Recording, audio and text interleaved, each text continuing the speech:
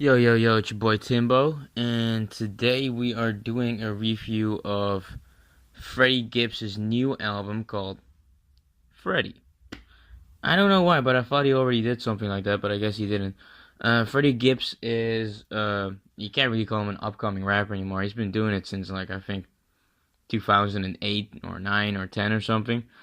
He's a really consistent rapper who's been doing it. I mean, he came in, I think, a little bit before Cole and Drake, but I could be wrong. I would say he more blew up from all the videos he dropped on YouTube later on, and he just, he's a working type artist, so that's how he get his bread, and that's the type of artist I like. So that's when he drops an album, I'd like to review it to see if that hard work really pays off. He was sent to jail in I think Sweden or something according to rape, but he completely got cleared of all those charges, and it just turned out that it was false, that it was really just false, and he had to sit in jail there for a little while, and he got out.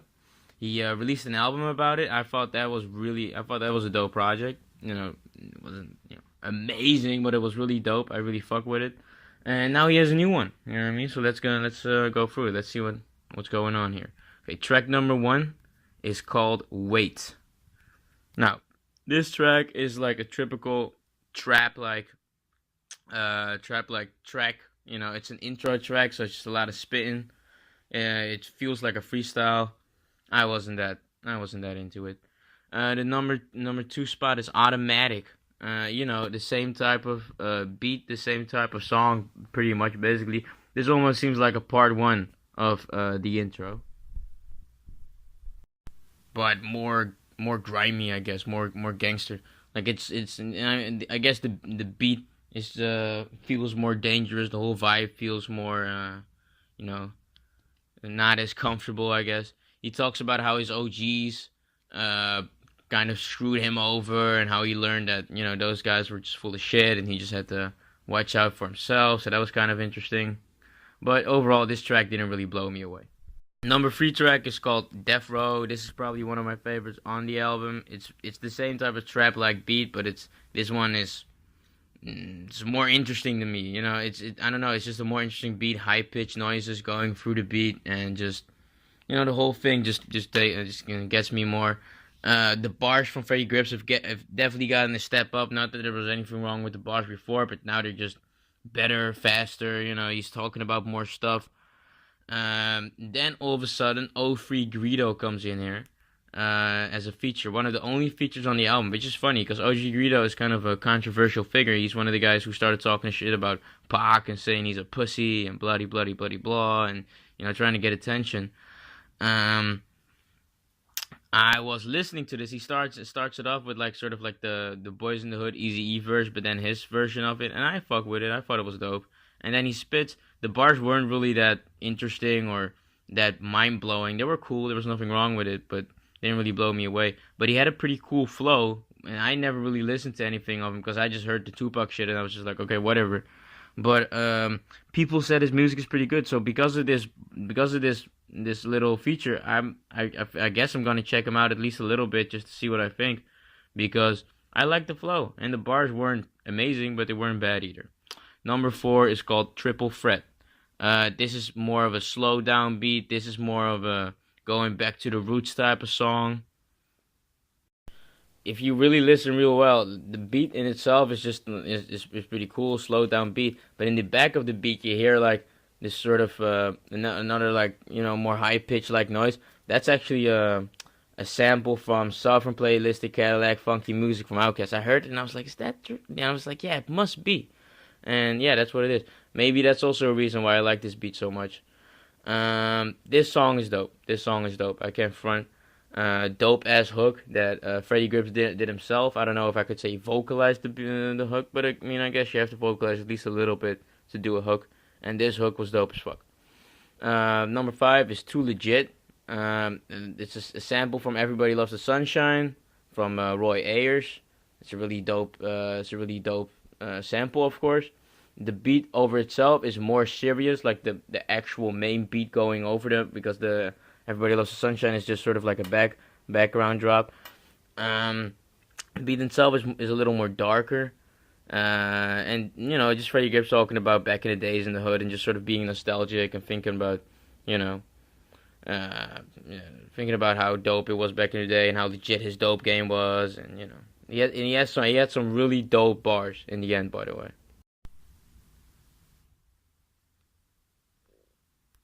Well, I just tried to look the bars up for you guys, but nobody could help me out. That's pretty crazy. But I mean, it is a new song, so whatever, it is what it is.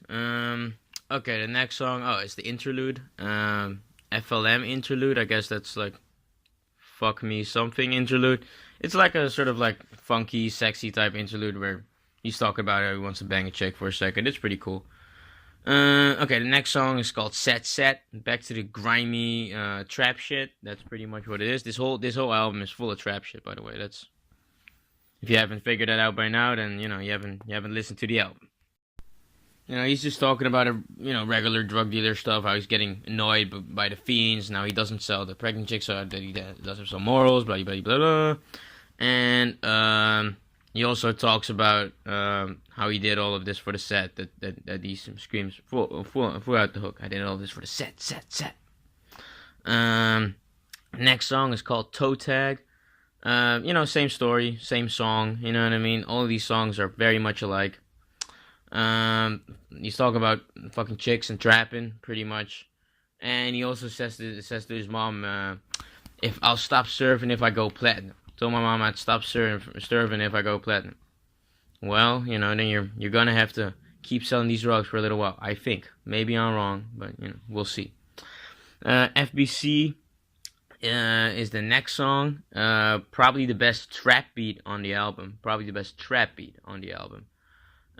Freddie, it's pretty much the same shit. Or even though I think this beat was slightly better than most of those trap beats that you got in there. And Freddie Gibbs talking about how he won't snitch, but he knows some famous rapper who already snitched, but he won't even snitch on them. You know what I mean? So gotta keep it a G. Number 10. The last track is called Diamonds 2 with Cassie Joe Gregg and Erie Jane Gibbs. And Erie Jane Gibbs, I've never heard of her, but I'm pretty sure that that's the daughter of Freddie Gibbs. So that's pretty dope. And I just found that out like 1 second ago. So that's kind of funny. I knew there were some features on there, but I had to just check exactly who it were just to be sure. And I just found that out. Well, what I wanted to say about this is ends with a more introspective, like, still gangster-like beat. Big subwoofer for the entire song, like with a lot of the other beats, most of the trap beats. This isn't a trap-like beat, but it is like, I guess, like a gangster-type beat or whatever. More smooth.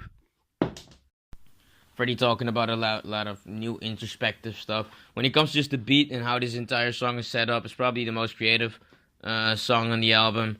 Features are solid, not doesn't really blow you away or anything.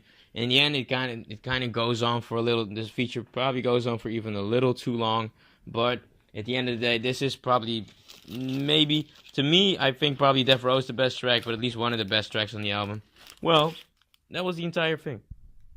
And if I go for this entire thing, I would probably say that it's not bad. Most of the tracks aren't bad. Most of the tracks aren't bad songs, and I wouldn't say that any of them were bad quality or seemed lazy or just, but, all of them weren't that amazing. And, I would go as far to even calling, probably some of the first tracks on the album mediocre almost.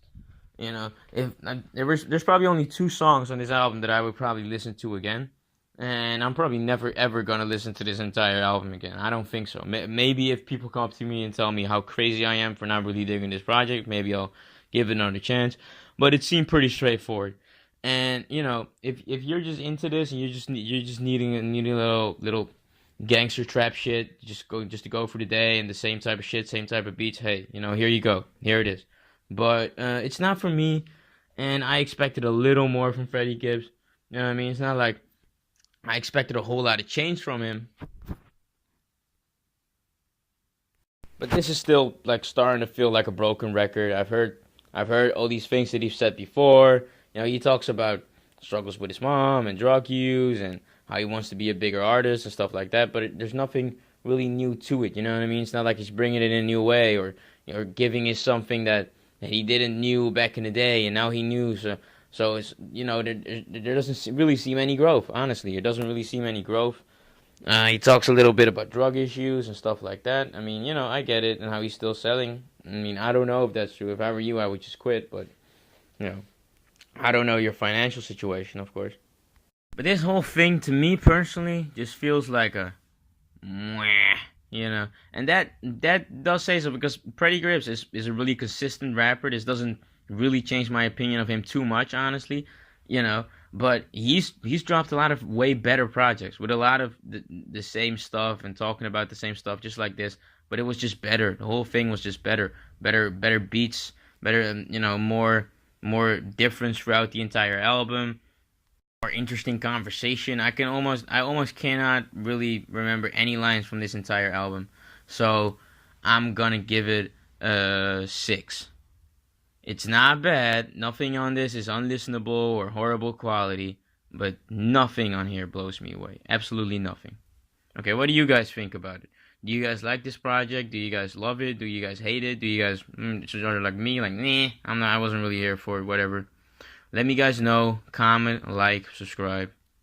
Peace.